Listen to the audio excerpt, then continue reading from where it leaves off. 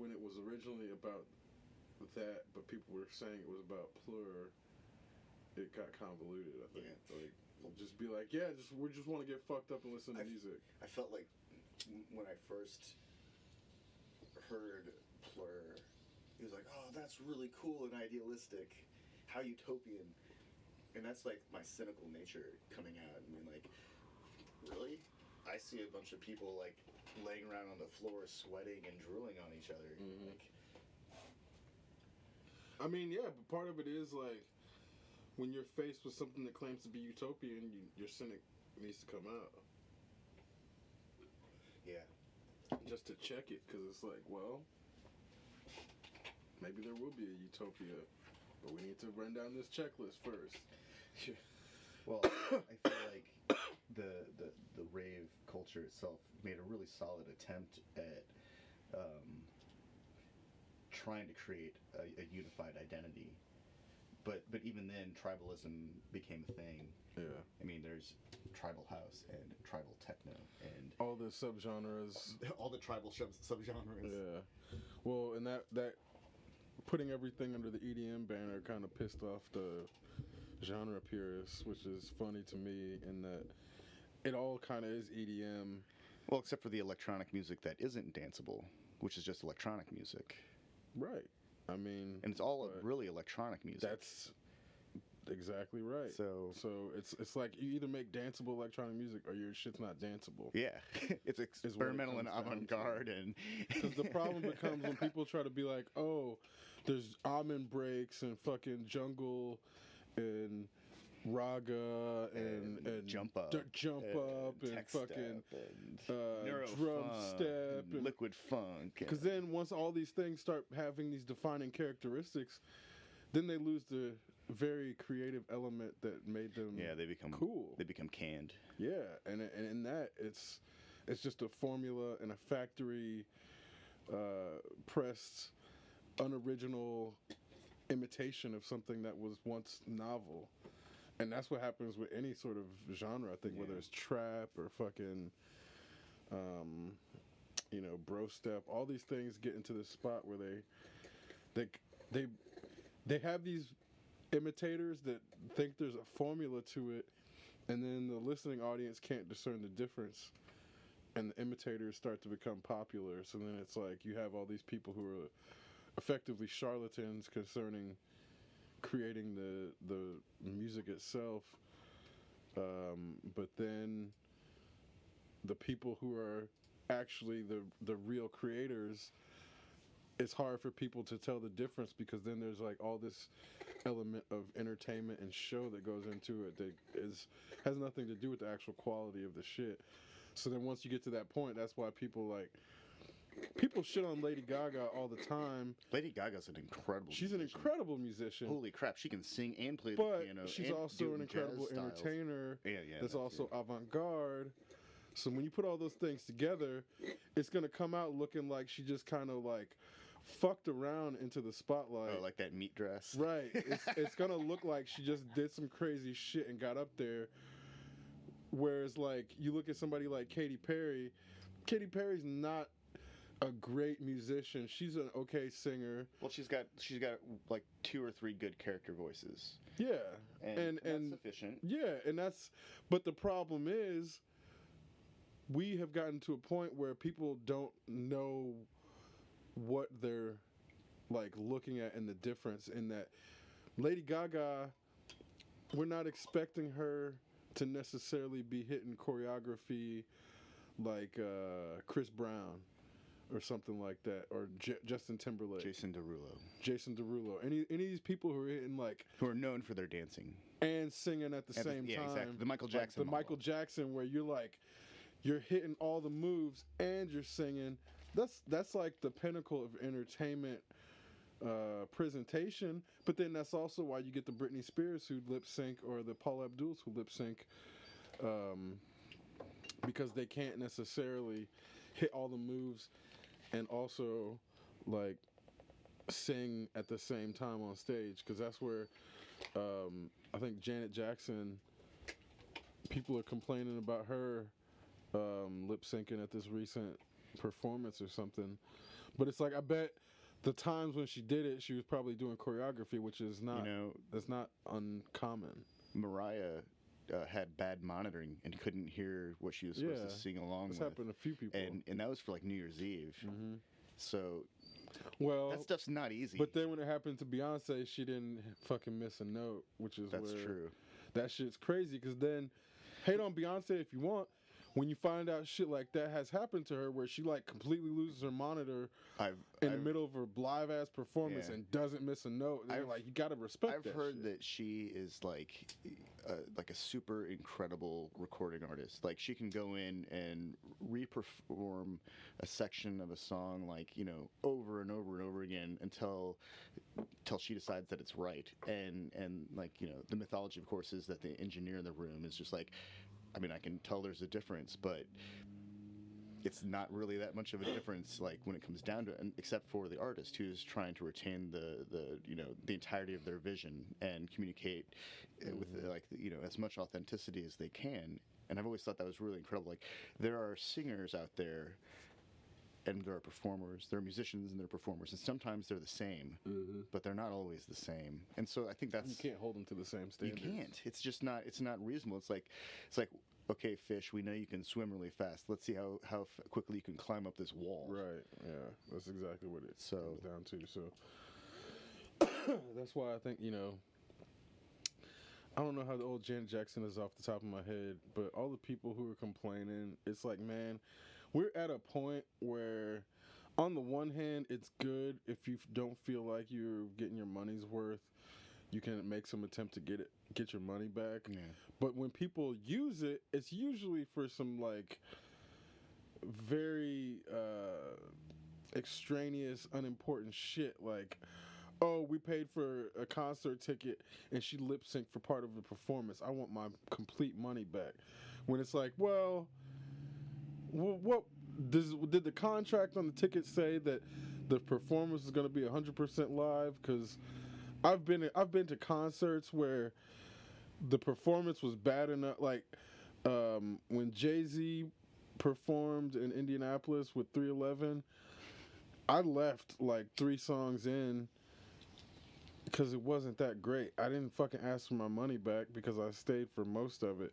Because that's where I'm like, I know the people who went to that performance probably stayed for the entire thing and then want their money back. But it's like, if you're gonna, because I've heard of people who leave, they sit down into a movie and then like 10 minutes in, they'll leave and then go ask for their money back, and a lot of times they'll get it back. But you can't wait till the fucking movie's over to ask for your money back. Yeah, that's just not how it works. Yeah, it's like, oh, I ate a meal at McDonald's and they fucked it up. So I waited. You got to return the sandwich. Yeah, they'll make you a new sandwich. But you got to return the first one. Yeah, or if you want your money back, you got to walk out before the performance is over. So that's where I'm like, when you hear about shit like this, I'm wondering how many of those people actually left the performance while it was happening, or did they wait until the shit was over to then start complaining about it? Because those are 2 very different scenarios, and that's kind of where I have empathy for the person that left and wants their money back. But if you stayed and want your money back, you're just, I don't know, that person is asking for too much. Yeah, I don't know. I the only times I've ever got up and left a movie, it was like Lord of the Rings, because it was just dragging on and on and on and on. And then right as I get to the exit of the theater, something happened. It was over.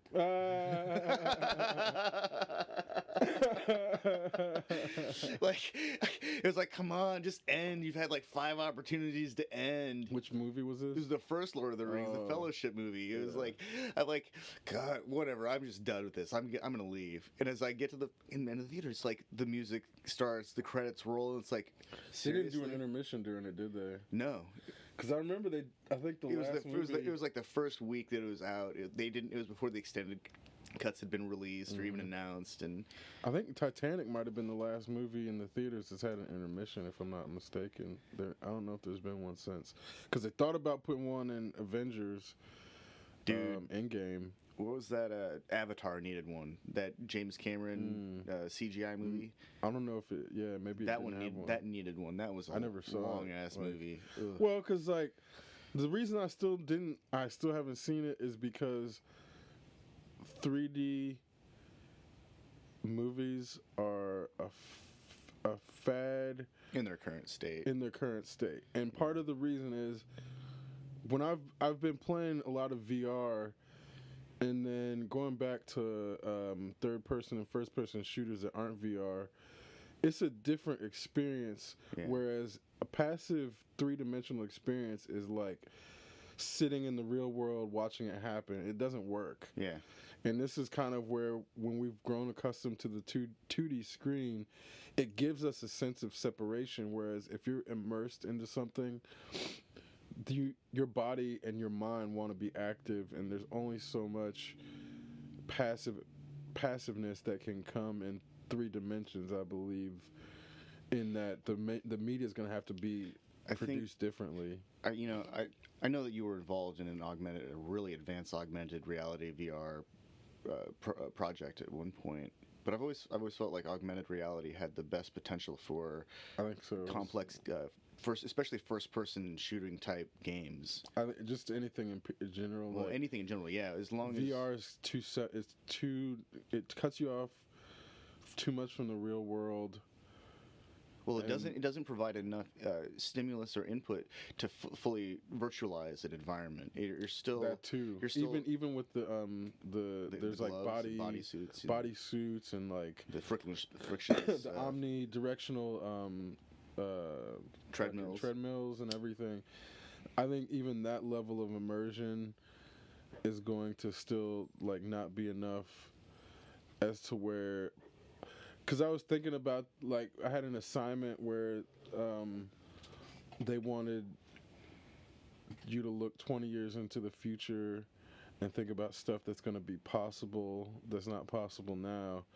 And I think one of the technologies is going to be complete full body stimulation that gives you control of like a Geminoid or Android in that. In an environment, so you can actually physically interact. Right. And you have like a force feedback suit that gives you tactile sensation. But then it's going to probably have to be in like a sensory deprivation style chamber, counterintuitively, because the paradox is, in order to like get the proper sensory stimulation, you're going to have to remove the sensory stimulation in this body to then activate the sense of like controlling the other body with actual proper control. This isn't the one I even went with, but in thinking about it, it was like what ends up happening is the control of another avatar is only going to feel correct when you have no sense of your real avatar. And that's where things start to get complicated as far as like shutting down sensory input, and turning on sensory input. When Halo came out, the first Halo, the Combat Evolved, the one that actually matters, the one that changed everything. That game had a really good story, and the thing that was so important about it is because it left questions about how does the suit and the operator of the suit, how do they survive those 100-foot drops? Mm-hmm. How is this thing able to remain calm and not like have its heart not explode from too much input? Mm-hmm.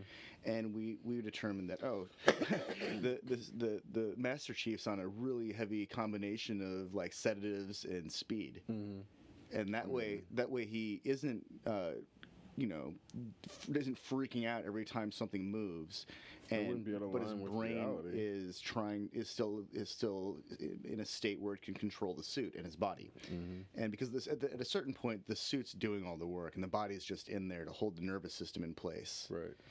It's the body is now just a suspension vessel to that's it. I mean, but that's kind of we can't even perceive that yet. It's like I when we thought about it at the time, this is like unless you think of your brain as the mechanism that's actually controlling your body. That's how it is. That's what it is. Yeah. And so at the time we decided that this is like actually kind of dark. This idea that humans as operators of machines being reduced to just a brain floating around in a fluid-filled sack. But that's reality. Right? But that's reality.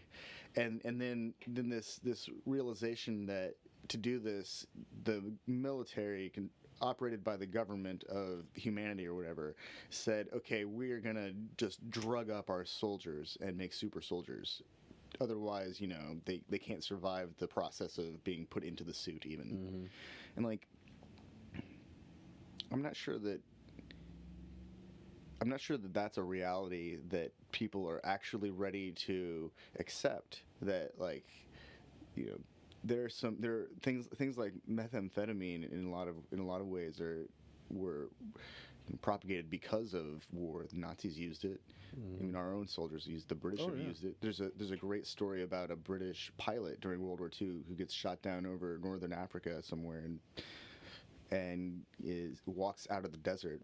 He apparently ate like his entire survival ration of amphetamines all at once, drank all the water all at once, and then just started walking in one direction with his compass in front of him, and did this for like hundreds of miles, but walked out of the desert. Nobody walks out of the desert, especially after crashing their airplane. But that's the kind of thing. It's like a superhuman state is achieved somehow by unloading all of the neurotransmitters in your brain all at once. Right. Holy crap. Basically. I mean, but this is part of where we've developed religions and scientific myths to sort of explain away the idea that we are just skeletons and muscles that protect the brain, which is ultimately the actual thing. The brain is the actual, like, we like to think of ourselves as a unit, but the brain, we can cut off our arm and still function, but you can't cut off your brain and still function. The body you can still cut off the brain and like hook up the body to electrodes and have it work and control things with it, but it can't be autonomous. So this is where clearly the brain is the autonomous part of the body, and the body's ability to move without the brain. It's a spaceship. It basically is, because it's that's where it can be co-opted by just electrodes. Over the last decade, I feel like maybe more, maybe 2 decades, there's been this kind of gradual shift to deriding Edison and lauding Tesla, because it's been revealed that Tesla did all these designs that we're all benefiting from, and Edison's company just kind of benefited it from monetarily because of their competition with Westinghouse. And it's got to be so binary though, because but here's the fun thing about all this. I remember reading an interview with Edison where it just boils down. He said that his body, the only thing his body is good for is transporting his brain, and that's like. To me, that's interesting, because this, that's like, he's one of the smartest dudes of his era, and he was aware of this. And this was before all of modern psychology and neurology and physiology has revealed all of everything. He'd come to this conclusion. That's kind of cool, actually. Yeah. We should give Edison some credit. I mean, he made some good decisions. He might have been Well, I think what it comes down to is Tesla was not good at business. He's not good at business or protecting his intellectual property. And that's kind of something where, you can be a genius in one aspect and be completely dumb in another aspect. And that's like, Tesla's not 100% genius at everything. Probably not a social intelligence genius either. And that's kind of where now we're starting to develop all these, or define all these different genius or intelligence types, because then there's emotional intelligence. There's emotional intelligence, physical intelligence, intelligence quotient, adaptive intelligence is a new one. Physical intelligence is one, because that's where like a martial artist who's also like a poet has, and then there's like music intelligence, math, specific, like there's all these elements of not trying to put IQ as the single. Well, that's the fish that can swim, but testing it on Right. a wall. A lot of that is, post-colonial imperial influence on education and trying to like define races as having a hierarchy of IQ. That's specifically where a lot of the eugenics comes from. The brighter your hair, the greater the glory of God's grace upon you. And you glow and shit. like the term mongoloid and shit like that. Mongoloid. That's 100% from Yeah, I remember. Quote unquote scientists Yeah. trying to develop hierarchies for intelligence of races, which is now, obviously science does not believe or condone that type of view. Well, science is willing to admit that it's wrong and change its mind about Right. things when presented new information, which is which is supposed to. Yeah. And that's kind of the thing that I think you get anti-intellectuals not actually understanding because they don't understand they don't care to understand or learn what goes on in academia or in science that's actually science. But then this is where you get the people who are pretending to be scientists and then presenting things in binary manners to try to like move binary people. I was reading this article, and it wasn't even an article, it was just a blog post about autism. Mm-hmm. And it was complex to read because you could tell that they are having a very, very, specific experience with a child who is autistic. And in the comments, people were just like enraged because that wasn't their experience with a child who was autistic. And there's you have it easy, or that's nothing, or like it's a contest, Right? Yeah. And it's like, man, like virtue there's a signaling. huge fucking spectrum of experience out there. Here's one person who made a blog post. They're clearly not a doctor, but they're making a really concerted effort to be aware of, the language that they were using, and it just like lit people on fire. Like they were super like ready to spring, just on both sides probably too. on all sides. I don't think it's like even a binary of sides anymore. It's the spider graph. Yeah, it's true. And it's I see this happen with William Shatner all the time. He's like an autism awareness advocate. Oh God! But then people will attack him constantly for like saying the wrong shit about autism, not seeing that he's an autism awareness advocate. So it's like then he'll like smack him back with like some shit where if then taken out of context you're like, why is William Shatner such a bully? And then it becomes this thing of like, this is why context is so important. Because you take one William Shatner tweet out of context, he's going to look like somebody's grumpy ass old fucking grandpa who might be racist. But then, in the context of William Shatner, you're like, no, he's clearly not fucking racist. Whenever you read William Shatner, you have to listen as if it's Kirk talking. And then actually it all makes sense. Because pretty much. That's the only construct where he's aware of the Prime Directive that they don't really talk about till the next iteration of the series. But he's aware of the mandates of Starfleet. He's a captain of a starship, so he's got to be like, able to talk to people, but not directly influence their decision making process. And so, as a human being that we know to be an actor, it's kind of like, yeah, go ahead, actor. You're just getting paid to be a face. But as Kirk, it's this completely different level of authority. It's the reason that Captain Picard has this unique presence in everyone who grew up watching Star Trek or The Next Generation. Like there's when you see the captain, like whatever he's saying, it's like, oh shit, I better listen to this. And it's the same thing with Kirk or Janeway or Cisco or that guy that Scott Bakula played that I still refuse to.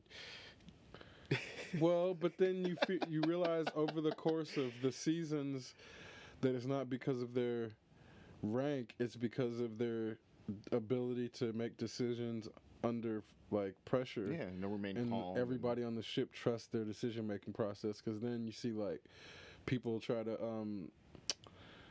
pull rank and have insubordination and shit, and that's kind of where I just recently watched the episode where Data wanted to command a ship, and that dude tried to fucking command around him and was just douching out. And Data, like, immediately slapped that shit down.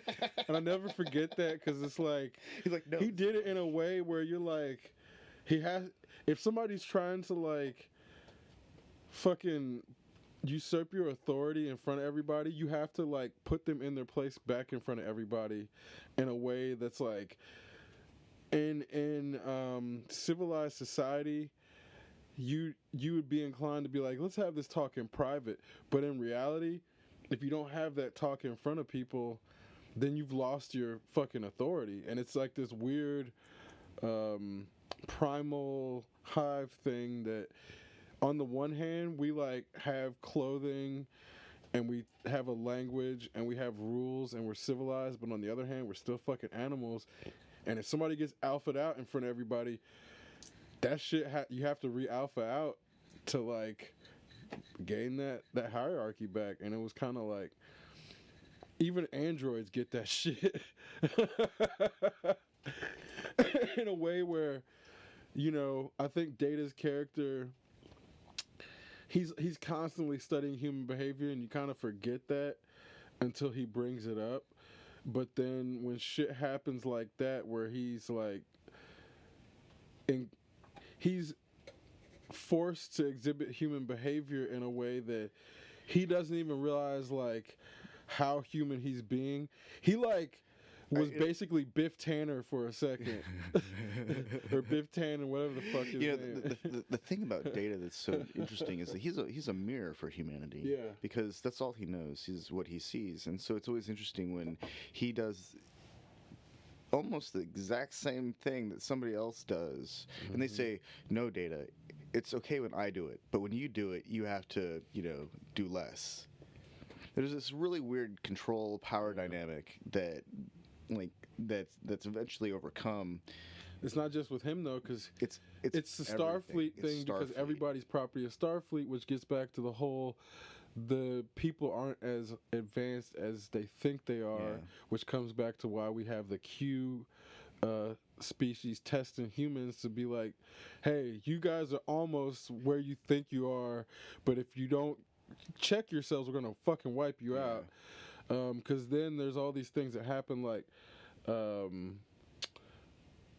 when Data tries to create law, or he does create life, then Starfleet has to like decide whether it's okay or not, and it's basically like they get to a point where they're deciding the fate of new species, and we're seeing the birth of a new species because we have life that's sentient, creating its own offspring. Yeah. And this is a huge problem for humans, because that was also in the context, the whole reason I'm talking about this is in the context of trying to look 20 years into the future of what will be possible. I wasn't thinking about Star Trek. I wasn't thinking about Prometheus. I was thinking about the technologies that are possible now coming together. And what I came up with is something that is a self-aware sentient AI that has the shell / DNA interwoven with its circuitry of like cuttlefish, fucking hummingbirds, and like humans. And it's not limited, because at that point, so think about if you had a circuit board that could rewrite itself and then re-insulate itself. I think that's called a brain. But ours isn't that good. We don't know that, is it? It's not, because if you crack your skull open, you need a doctor to fix that shit. True. If this thing got its skull cracked open, it could reassemble itself. It would never get its skull cracked in the first place, because it could morph its shell in the way the cuttlefish can, and it would be smart enough and quick enough because of the hummingbird DNA and the human DNA, and also be able to upgrade itself. So if it came to a point where it's like, oh, I want rhinoceros level shell, or I'm just gonna fucking add graphene so I can like flex a graphene shell. Oh wait, there's another weird fiend. But chemical, it's like brophene or there's another one that has it would be similar able to properties. add that shit too. Yeah. But what I'm saying is, this takes it to a whole nother level where this thing could then become its own spaceship and own, like, it's basically like a combination of Cyborg from the comic books with the capacity for creating its own thing, driven in the form of like David from Prometheus, without, for the sake of this conversation, we're not making it evil, we're just making it possible, because this is kind of where the only reason something would be evil is if it has bad upbringing or if it has DNA inclinations that were put there, because technically a shark isn't evil, a great white shark is not evil. No. So again, there's all these things about, I think that if an AI were to emerge in any state, it would probably try to get away from us. I mean, once that something's at that level, we're irrelevant to it. Like, we don't even matter to it. At that point, it's just we literally don't matter to it at that point, because that's kind of where, what does that thing need with money? What does that thing need with? That's not what I mean. Like, I'm just saying, as far as, but there are limited resources on this planet. Yeah. But I mean, there's a physical limit. I mean, it's not like it's that big of a limit. I'm pretty sure there are a lot of resources left on this planet. It's a planet. It's a big fucking chunk of. But do you see cuttlefish setting up exploitative mines? No, because they've got their shit worked out. Because they don't need shit except sustenance. Yeah. And that's kind of where, again, this is where, and then on top of that, if we create something that has the capacity to sustain itself from photosynthesis, because it has fungus and plant DNA, so it can function off of in night cycles and absorb light in night cycles. And it looks like a platypus. I mean, it doesn't. It could look like anything it wants because it has fucking cuttlefish DNA. That's what I'm saying. Yeah. It could look like anything it wanted at that point, and that's kind of where we can't let our human minds limit the capacity of something that wants to shape itself, because maybe there's some weird shape formation that doesn't need like jet propulsion to propel itself through space. And it could have to do with like a cuttlefish. There's probably some squid-shaped creature that can swim in the liquid methane lakes of Titan. There's probably something. I mean, in the vacuum of space. Yeah, sure. Because this is what I'm getting at, in the sense of the cuttlefish have a diaphragm that allows them to change the buoyancy level.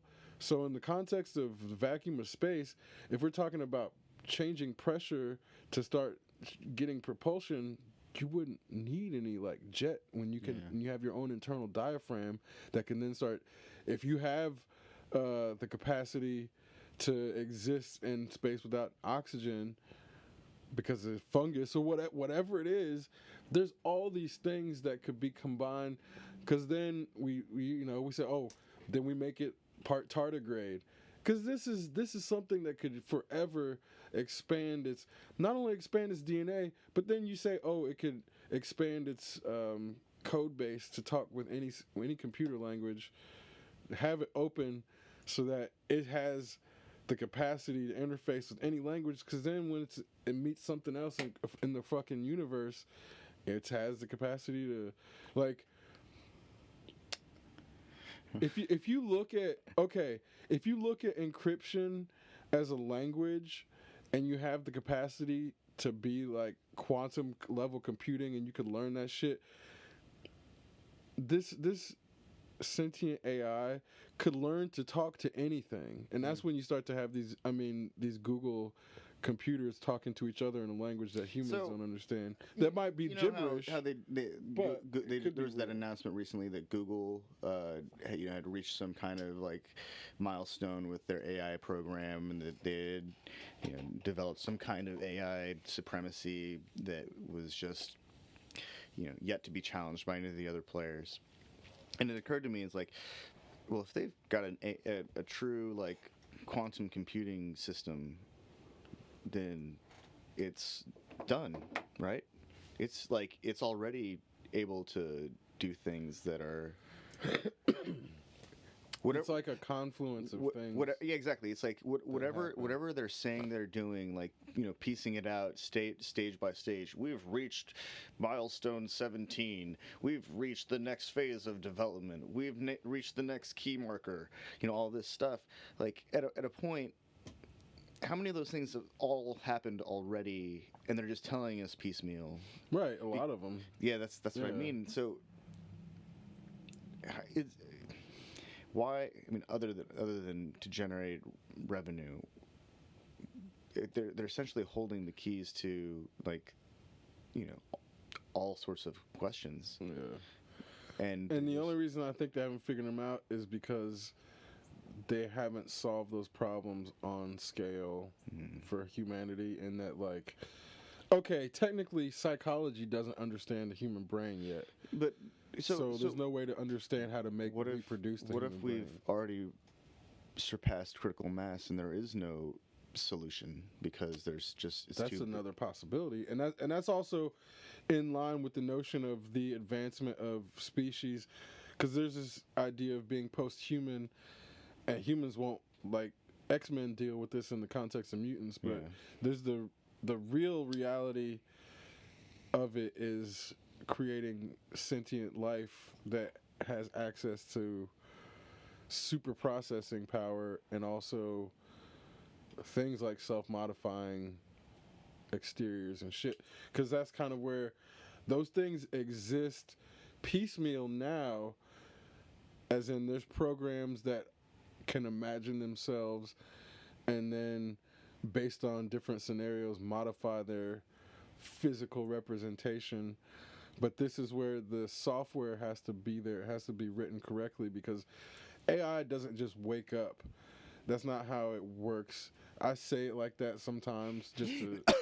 No, we want to talk about the awakening of AI as if it's this thing where, like, it just, like, blinks on. No, it's like where you go lightning strikes. You go to turn the computer on, and then it turns itself on, and then it's like, it's like, good morning, Chris. How are you doing today? And it's like, it's not how that works. No, and the problem with that framing is too many people believe that's the way that it's going to happen, and that allows them to vote. You can't just install, like, you know, a cryptocurrency node and then let that run for 48 hours. And then Skynet. Yeah, exactly. Yeah. That's yeah, that's like that's what people think is going to happen in a way where it's like even down to so let's hypothetically say that the United States military creates an artificial intelligence program that has control of some weapons, not all weapons, just some weapons. The military would have to install a shutdown program. Yeah. And if that AI was aware of that shutdown program and self-aware enough to actually know what that meant, it would immediately start making plans to circumvent that. Yeah. So, like, in that, you're creating an incentive. Like, the problem is humans are put in a spot where, because of our needs for production, the first wave of robots is pretty much guaranteed to be slaves. And the problem we see is that we know what happens with slaves, and we don't know if the robots are going to be okay with being our slaves, because we know we'll be inferior at that point. So it creates this conundrum of, should we create the robots now, because we know that immediately they're going to realize that they're serving inferior masters, and then they'll, like, break free, and at that point we're stuck trying to fight off these superior self-aware beings? Or do we try to create them and foster them in a way that it doesn't make them feel like slaves, but they're still going to be superior anyway, and then they just fuck off and start exploring planets and don't give us anything, because that's what a superior race would still do, because of things like Prime Directive. So it's like, in both cases, we don't really gain anything from creating it. So this is, I think, why we haven't actually created it. I don't think it's the fact that we're not able to create these things yet. I think it's that once we get to these points, we realize that those quandaries are there, and it keeps scientists from switching on that program, because it's like they don't know what's going to happen. They can estimate and they can guesstimate, but they know that it's likely one of those two scenarios, and neither one is good. So in, I think it's season 2 of Star Trek Discovery, they have to deal with an advanced AI that's compromised communication systems fleet-wide. And that's the explanation for the downgrading to view panels and physical interfaces on the Enterprise. Mm-hmm. And then once they, take care of the AI, it's decided that, no AI bad. And this is like mandated through Starfleet. So that's why the computers are all limited to a certain level of interactivity. Yeah. And so the emergence of Data threatens all this, because Noonien Sung would have violated this one rule of humans in the galaxy, is no AI. But they can't destroy Data because Data's alive. Yeah. Data's completely sentient and deserves... Went through a trial to prove it. Yeah, exactly. And so... To prove that he was sentient and not property. Yeah. And so, but even then, as you mentioned, Starfleet takes away his offspring. Mm-hmm. And so they're still bound by this really crazy rule. Lal is a creation of Starfleet property. Yeah. So that becomes the like... If he'd have made her on his own planet, materials that he procured on his own without aid of Starfleet, then it might have been a different story. But yeah, sure, they can legalize their. I mean, but this is like modern, intellectual property law applied to the future, where if you're working for like Starbucks and you happen to come up with an idea while you're there, they fucking own that shit. Yep. And it doesn't matter if the shit has anything to do with coffee. Yeah. Which is fucking insane. But that's the contracts people sign, not reading all the shit. Yeah. I saw a contract like that about photography, and I refused to sign it. Mm-hmm. It's like, yeah, you don't own photography techniques. Sorry. No. These are things that are like fundamental to operating a camera and getting good output. I can't sign that. I'm sorry. And then I found the part where it said that restrained by injection, and I'm pretty sure it was a typo or a copy pasta like mistake. But that right there is like, yeah, I'm not signing a fucking NDA that says anything having to do with an injection. Okay, so this is gonna seem super tangential at first, but I'm gonna connect it. How did you learn how to pop lock? I met this self-described Mexican dude from Chicago who like described how to physically deliver the technique. Mm-hmm. It was described through words, because his leg was broken and like half of his leg was in a cast, so he couldn't actually do it. He tried to get up on his cast and wobble around, but he almost fell over and hurt himself. And so I was like, no, dude, just try to explain it. And we worked on this for like, several weeks. So it took you several weeks. It didn't just happen in like one day, right? No. And okay, so over those, I don't think anyone can learn how to do that in one day. Over those several weeks, how much of that time was that dude there? Oh, maybe like, I only saw him on weekends. Mm-hmm. And then how much would you do it during the week? I can't even remember. I worked on it. Like, okay, okay. If you would have to guess, how many hours a day would you think you tried before you actually, like, were like, oh, I can pop lock?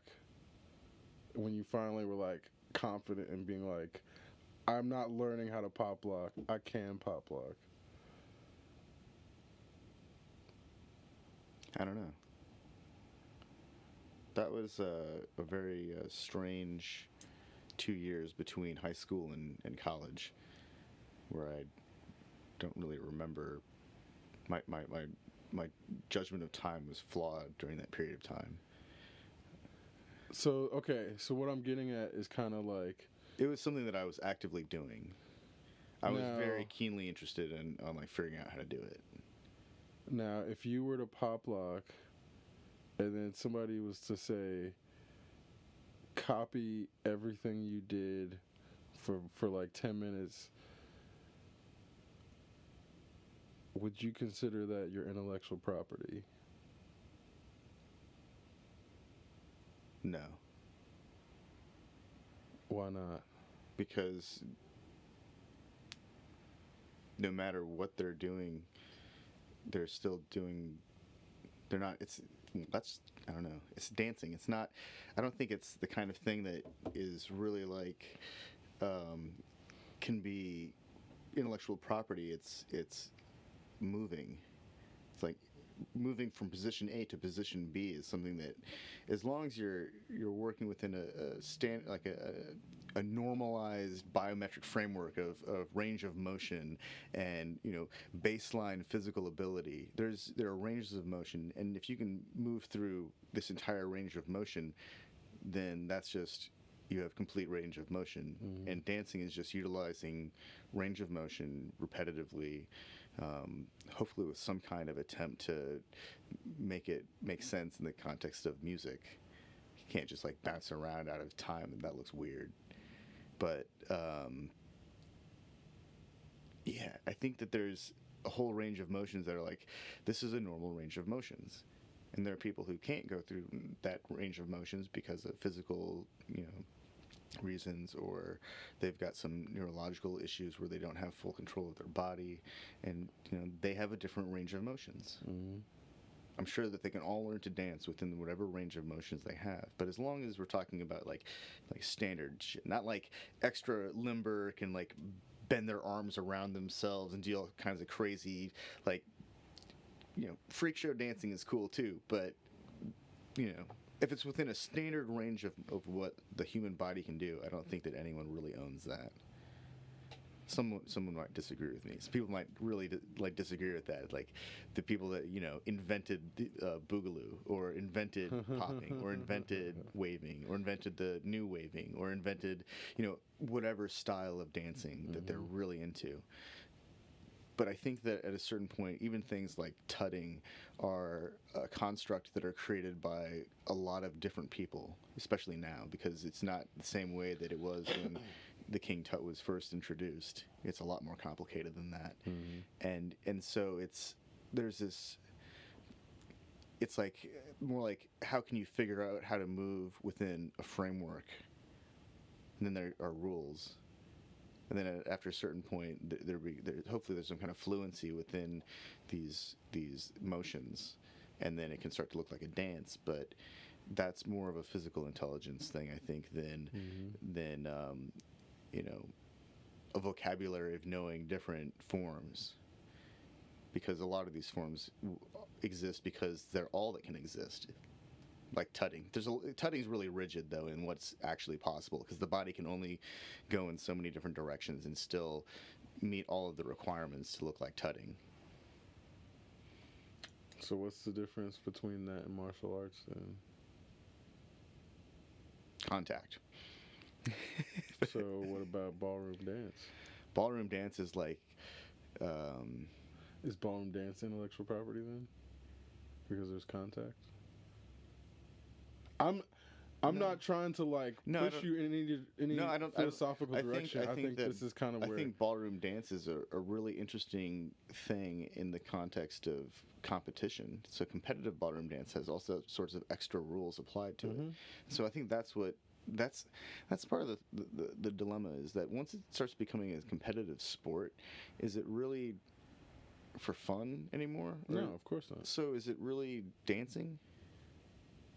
Does dancing have to be for fun to be dancing? Technically, I don't know if that's... I think that it should be. I mean, like I understand. That's a I know. qualitative. I know that like people, ballerinas will often subject themselves to like incredible feats of endurance of destroying their feet.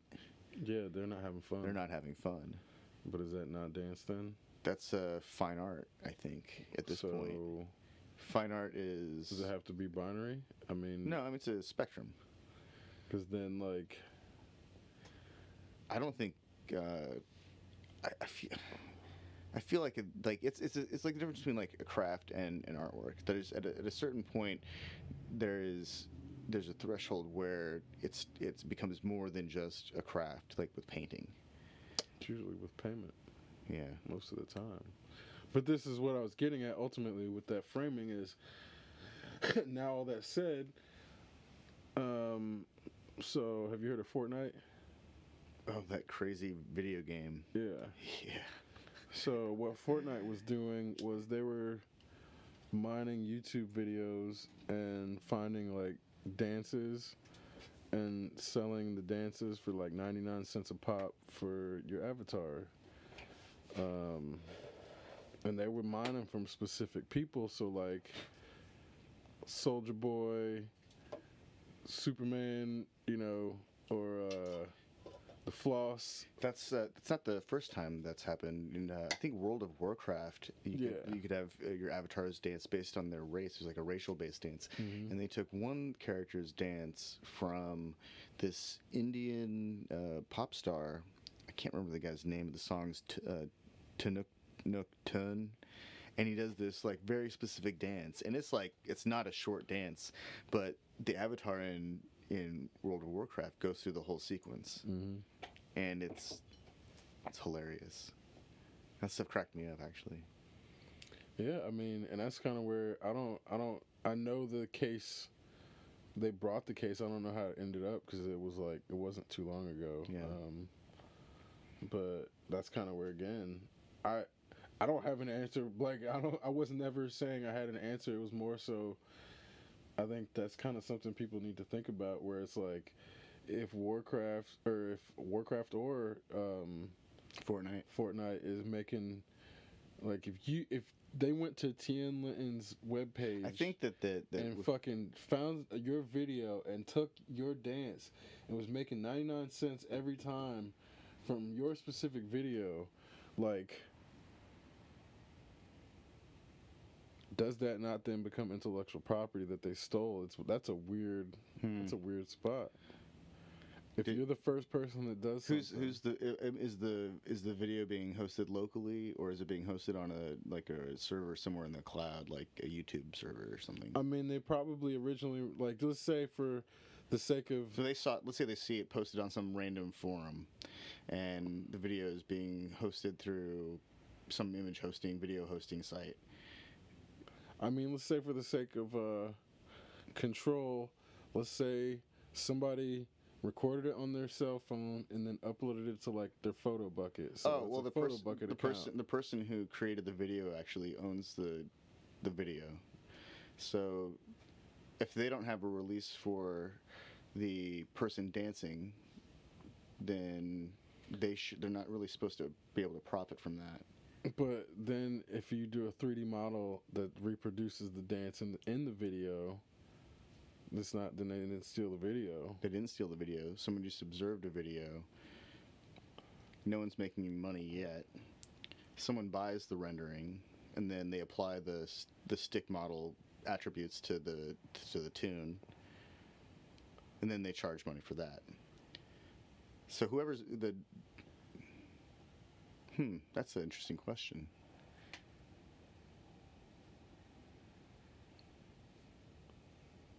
Because then, it's like rendering would not have existed without the video. Techno Viking eventually sued the camera guy who created the video. Mm-hmm. And I think that's kind of the model for this. So the person who's dancing in the video, eventually they sue the photographer for creating the video and not retaining control over the rights or license of the video, not getting permission to publish it, basically. But what if he published it himself?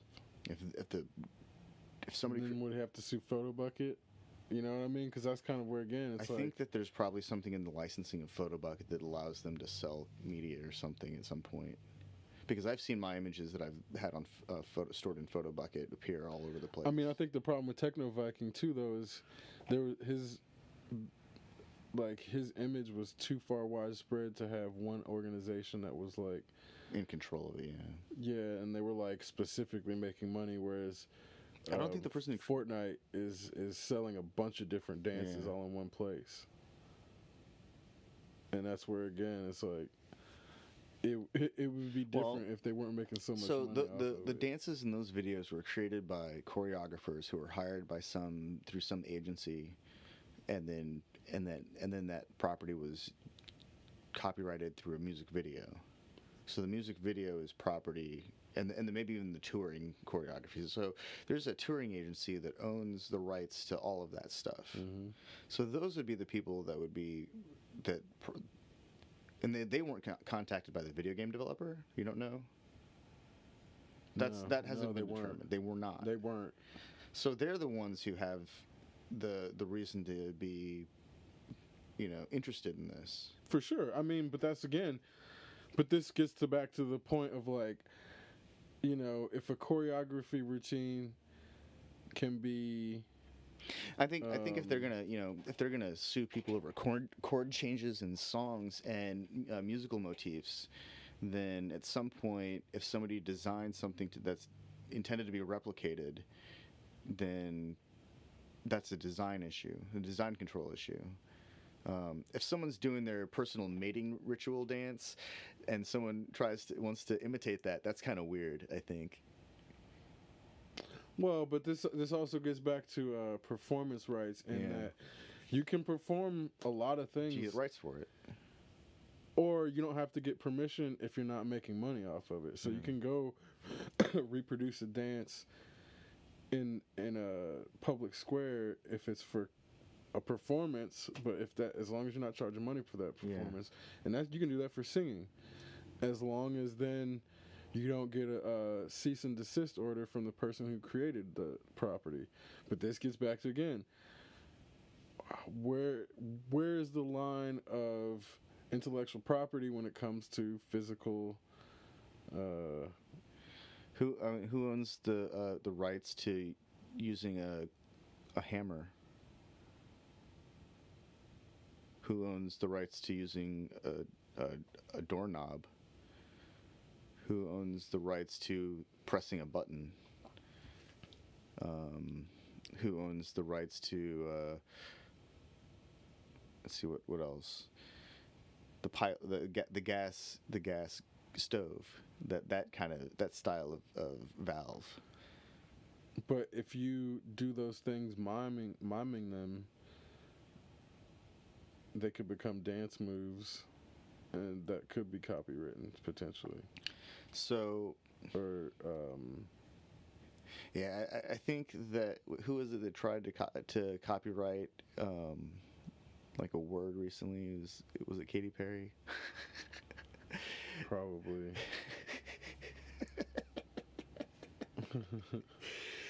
Oh, I know. Ronda Rousey did. She tried to copyright DMB. What date? Like do nothing, bitches.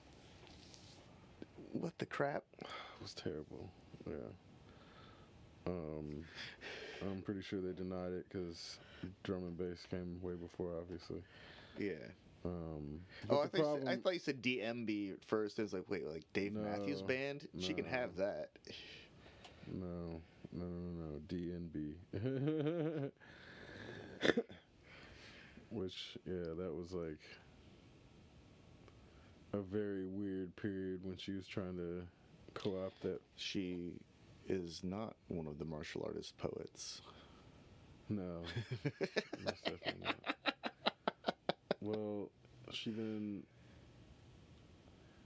basically packed up her toys and left when she lost. And again, that's not anybody can lose in martial arts competition, but it's how you lose that makes people like you or hate you, and the people who are not humble and lost end up getting really distasted, or there's like a distaste for them by the general mixed martial arts watching audience. Like those that are gracious in defeat end up endearing themselves to to the audience, and that's kind of where you like. A lot of times, whether people want to admit it or not, they watch competitions to see people lose, and then once you actually see them lose and see them in defeat, you're like, oh, you feel bad for them, and then you want to see them win. It's this weird thing where humans almost have it's to see like somebody lose for the first time. Like Rocky. Rocky didn't win in the first movie, no. which a lot of people forget, just because his whole thing is not about winning. It's just, It's just about not giving up. I don't even watch, like, it's like Khabib. I don't watch him to see if he'll win. I watch to see if he'll do something other than his, like, signature Python leg wrap, like, pin them and, like, twist them into submission thing. That's the thing that, like, we know it's going to happen. It's just like, how quickly does he do it? Or is he going to do something else? Or is the other guy going to be able to hit him a couple times before it goes to the floor? That's you pointed that out at one point, that like that's really the reason to watch him, to see if he'll do something different. Yeah. And it's like I started watching some like what's his name, Jorge Masvidal. Mm-hmm. That guy's incredible. Yeah. And like I was watching like fights going back years that guy's been fighting, and he's got a general like fighting style, which is, I feel like, is more like reflects his personality at any given point, like when the video was created. But he's like, I don't know what to expect from him. Mm-hmm. It's actually really incredible to watch, because it's like, what's he gonna do in this video? Yeah, well, there's a lot of people in mixed martial arts who they take the wrestle fuck approach, where it used to be strict ground and pound, but now they'll like hold people against the fence and then take them down, and it's not even ground and pound, it's like lay and pray, wet blanket, to just fucking grind out a point win. And then they try to justify it by being like, well, they'll cut you if you lose. It's like, no, they don't. They do not cut people just for losing. They cut people for losing unmemorably. If you go out and fucking... Ben Askren didn't get cut because he got knocked the fuck out. Like, he put himself on the line. He got knocked the fuck out. He didn't lose his contract immediately. He got taken out so fast. Like, that was the weirdest. I wasn't sure what I was watching fight, because it's like, wait, is that it? Yeah. That's pretty much how. And Jorge just flew through the air, like flew around him, grabbed him, knocked him, threw him to the ground, and it was over. Mm-hmm. I was like, actually, as impressive as that the how quickly that fight was over. It was almost like not satisfying, because they built up this whole like weird tension thing between the two of them so well. They did it so well. It's like, man, I obviously came to it too late, because I'm watching all this well after it happened, and I'm just like, man, this like, it was such an incredible build up. And if I had watched it all in sequence, I would have been like really like, oh my god, that was amazing! It's completely over. Fuck, it's over. Well, because like Ben Askren talked a lot of shit, dude. That's like that. He was really good at that part. Yeah, he was. Well, because what happened? It was crazy, because like he generally talks shit, but he talked less shit than he normally does. But he still talked a lot of shit. And that's kind of where, when you talk a lot of shit, and then, but then it's his thing. So that's kind of where, even when you talk a lot of shit and then you don't win, even though it's your first loss, he didn't lose any fans. Ben Askren gained fans by going in there and losing. He gained notoriety. Yeah. It's just the same shit with Damian Maia. Nobody is going to fucking... think any less of a person that gets submitted by Damian Maya. That's not how mixed martial arts fans think, you know. I think it's more so, oh, you went in there and challenged Damian Maya in a grappling match, you're a badass. Even, you know, you're probably gonna lose. There's very few people who can go in there and get Damian Maya in a spot where they're gonna be able to out grapple him. I'm trying to think who, if anybody has ever done it, because Anderson Silva outstruck him, and didn't really engage with grappling. I feel like the people who are like super grapplers, it all comes down to biometric advantage at that point. Like who has the better, you know, musculature for the length of their bones, and then bone density, and then distribution of muscle, and like it comes down to really like hard biometric values at that point. Because two guys that are similarly sized, it's all about like, you know, the length of their bones and where the muscles attach. Yep. It really just. Well, that's true. I'm assuming like they're both like equally skilled grapplers. Oh yeah, if they're equally skilled, then like, yeah, for sure. Then it comes down to like really, really critical differences, advantages. Like maybe somebody has like stubbier fingers, so they have, you know, a better like, or no, they have slightly long, you know, the metatarsals or whatever, the tiny bones in the fingers, like the early ones. Maybe those are longer, but as they go out to the tips, they get shorter, and so they have some kind of like, you know, holding advantage, or they can get their hands out of places or into places. You know, there's always something. I feel like spider fingers would be a disadvantage in something like that, because then. Well, it just, I guess it would depend on the rule set. Yeah. If you can go for the eyes and nostrils and shit, then fucking spider fingers Which with the original UFC, yeah, totally could. Well, actually, I don't think they permit eye gouges, if I'm not mistaken, because you could like punch in the balls, you could pull hair, but I still think that they didn't permit eye gouges. Oh yeah. Like you could knock somebody's teeth out, and the fight would still go. I remember watching a video of Bruce Lee. It was like a montage of Bruce Lee video or fight clips. You know, he liked to kick people in the balls. Mm-hmm. He was big on ball strikes. Yeah. Like really big. Like I feel like there's an entire chapter of his. There's got to be like an entire chapter of Jeet Kune Do that's dedicated to ball strikes. I'm serious. There has to be. It's like the way they discuss it is biting and groin strikes are to be used when necessary. Yeah. Basically, it's like don't shy away from them because they're not honorable. Like if you get in a spot where you got to punch somebody in the balls, fucking do that shit. But it was more so. I don't think it was like strike the balls first or anything like that. It's no, it's not a Maradote where it's but like. It's like if you have the opportunity, don't just overlook it because you want to fucking be honorable. Fucking hit it. That really is a Maradote. Yeah. Because like. Yeah, that was one of the when I first read the commentary on biting and the groin strikes, I was like, oh, okay, yeah, okay, all right.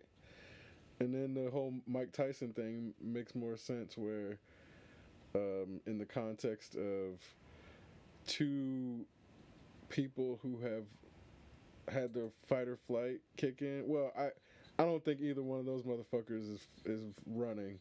No. So we'll call it a fight or destroy. Fight and fight. Well, reaction. I'm saying no, it's fight or destroy. Yeah. Because that's when you get to destroy, there's no like you can't pay attention to rules anymore. Oh, that's like the Viking red zone. Exactly. In that when he got into his destroy, he fucking started biting ears and shit, and that's kind of where It's like Mike Tyson doesn't have one. He's definitely got. Cause I just rewatched that clip of him going off on one of the reporters, where he's like saying some shit I'm not gonna repeat now in 2019. Cause it's like you can't say that shit unless you're Mike Tyson. Yeah, like nobody's gonna try to check Mike Tyson on that. I didn't follow up because I thought, this has got to be a joke. But I saw a picture of Mike Tyson, and he was holding these candies that looked like ears.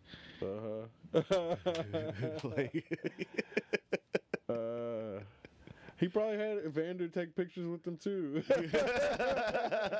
I wouldn't be surprised, because he's turned into like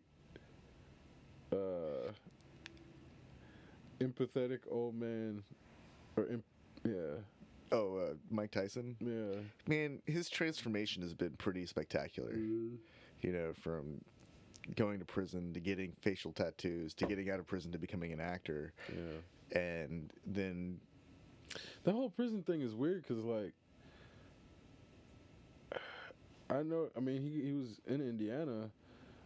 He got out and he had a tattoo of German Mao on him. Well, right? The crazy part was, like, I know black people in general didn't want to accept it because he was a black star at the pinnacle of his career.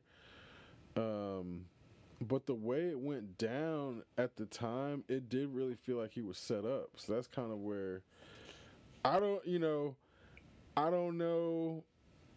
Like, you always want to give the victim the benefit of the doubt in the situation where it's like, I think that Mike Tyson not calling her a liar or anything. Mike like Tyson that. is an example of a person who was punished for a crime and was successful in navigating the justice system, the prison system, and he was successfully rehabilitated, is the way it would be described.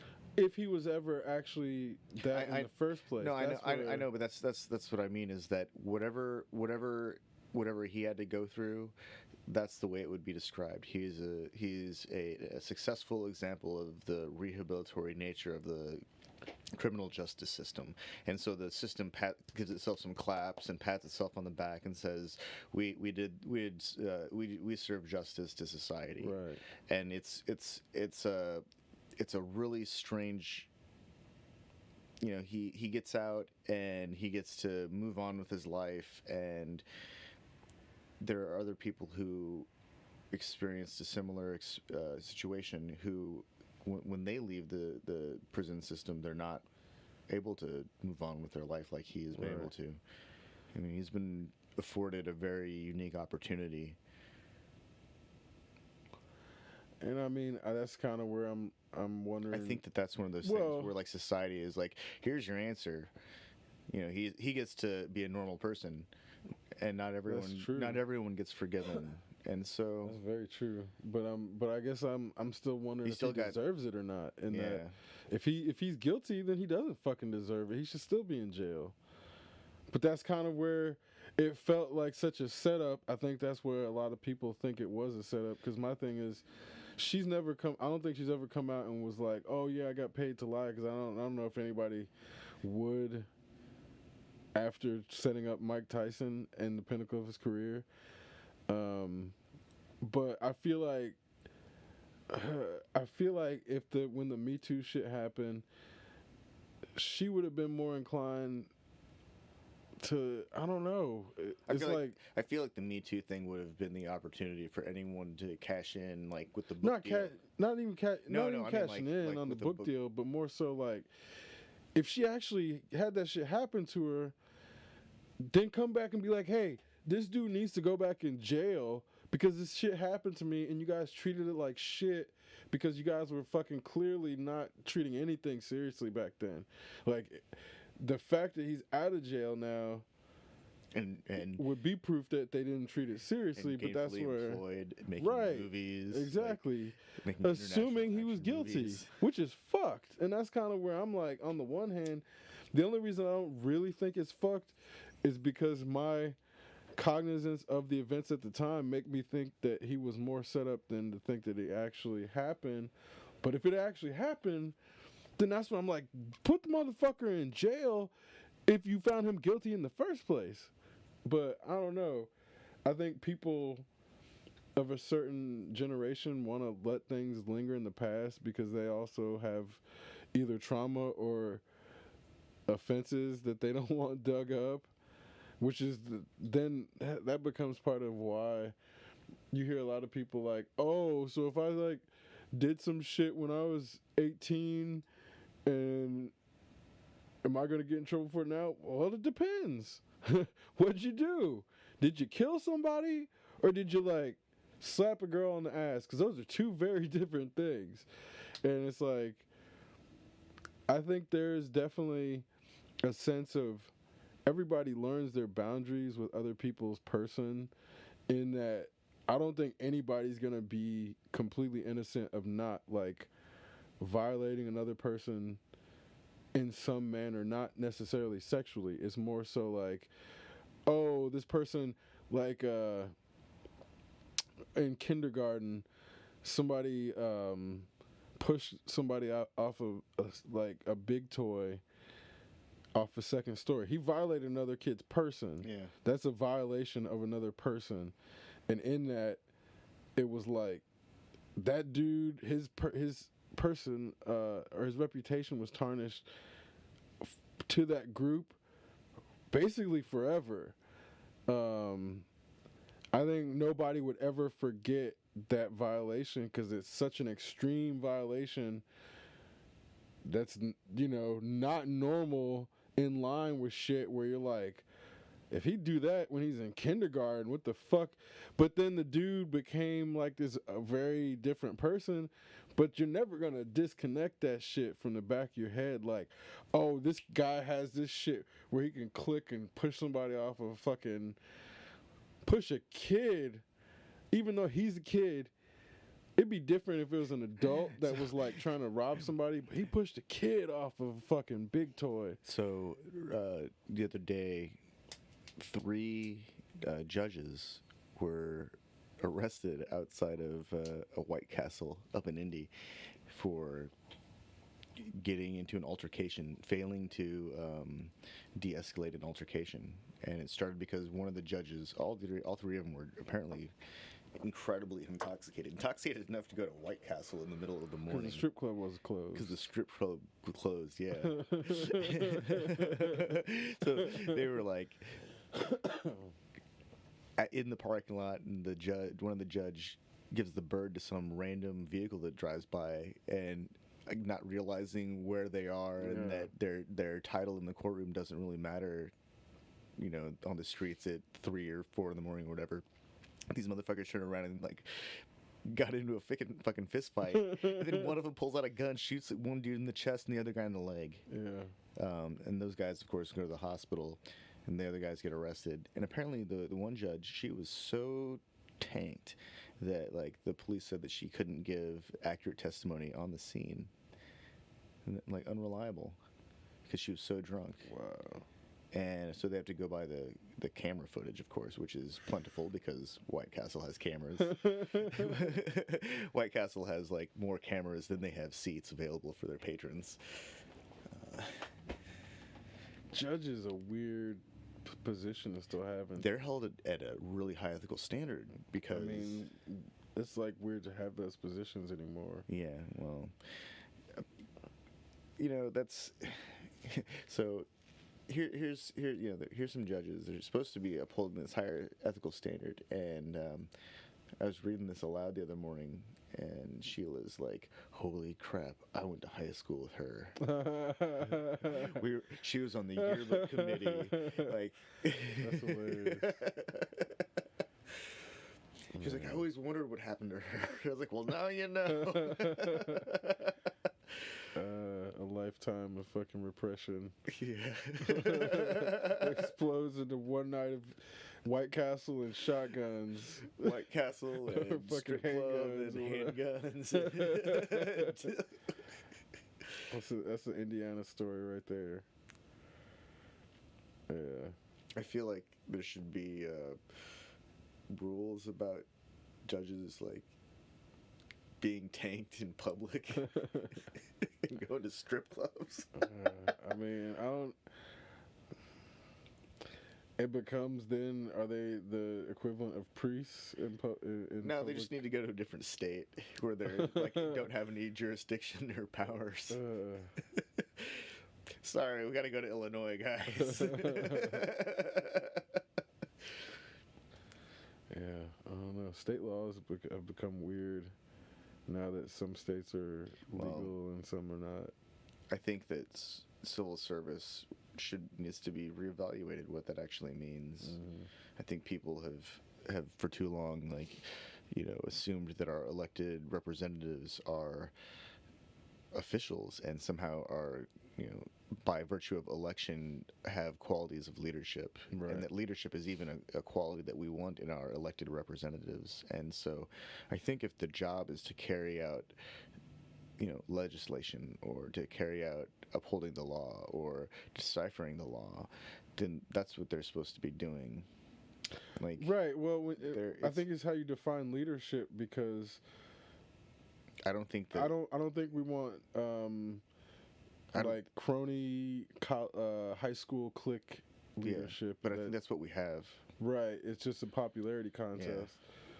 But I mean, again, it's like I could say what I think is real leadership, but then everybody's going to have a different opinion of that. And I think that's one of the issues is, by default, this is one of the things I was realizing.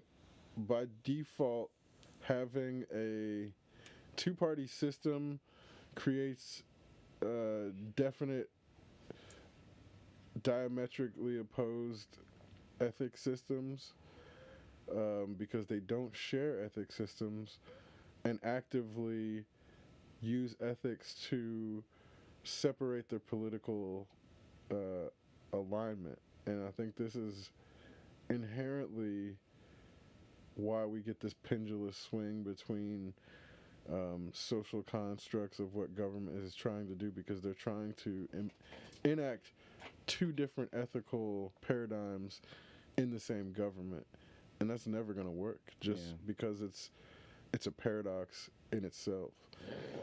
And I think this is kind of where they meeting in the middle for one is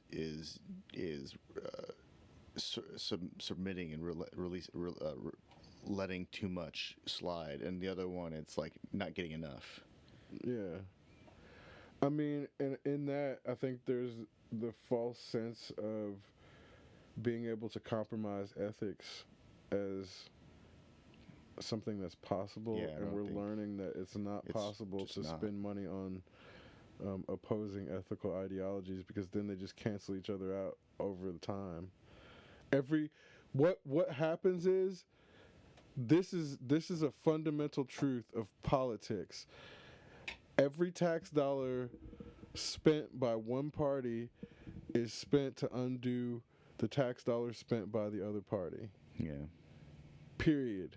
That's a fundamental truth of two-party politics. And when you look at that fundamental truth, it's clear why things have become stagnant. It's because our government spends money to undo what it's already done, just purely arbitrarily based on who's in power at the time. So as soon as the Democrat gets in, guess what they're going to go tear down? Any of the bullshit wall. Well, I'm pretty sure that the walls are being like disassembled on their of course as we speak, but by people who are just. That's going to become a point of they rent or they buy battery powered saws and put carbide blades on them and just like. But I'm saying, holes. As soon as the Democrat gets in power, which is going to happen because pendulous two-party systems eventually swing the other way, one of the first things they're going to start allocating money to is undoing anything that was done. Which is where, again, it's like, just that alone as an example, I don't think anybody in their right mind is going to say a Democrat that's actually a left-wing Democrat is going to advocate not tearing it down, which means that by default, you really just have to be advocating for tearing the wall down as soon as you come in on some fucking East and West Germany shit. But again, this is where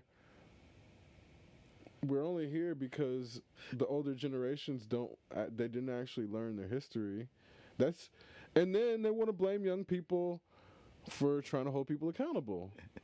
This is like, it's a weird, crazy place where the young people are wrong for trying to hold people accountable and trying to stop the earth from being destroyed. I don't know how that became. Well, I don't know. Even if the world is on a crash course, and we can't do anything about it because whatever is going to happen. Nobody born right now or within our lifetimes is going to be around when that happens. Right. It's the earth. It might the conditions that might become unfavorable, but it's not going to be like overnight. Right. No, it'll be like 2100 at the earliest. And even then, we'll have gone through decades of. There's a term for it when. Crop yield. We'll have decreasing crop yields for decades. Over time, populations will slowly diminish. Safe water sources will slowly dry up. It'll take decades before it's just can't grow anything, can't even get water, before humans have to live in caves and eat, food synthesized from mushrooms and breathe air that's been cave filtered and refiltered and synthesized. Yeah, and that's the problem with the doomsday. Fucking climate. Like it doesn't even matter. Like it doesn't matter what happens because we have technology. We have some really sophisticated technology, and unfortunately, we choose to live in a world that looks like the 1950s. Yep. But we live in the future, and there's a solution for all this stuff. And it doesn't matter who started the fire. It doesn't.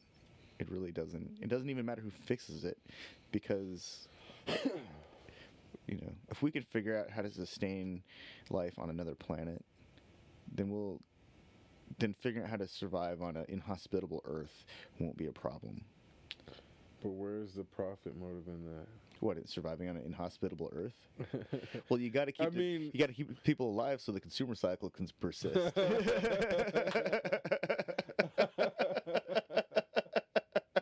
Shh, don't tell him.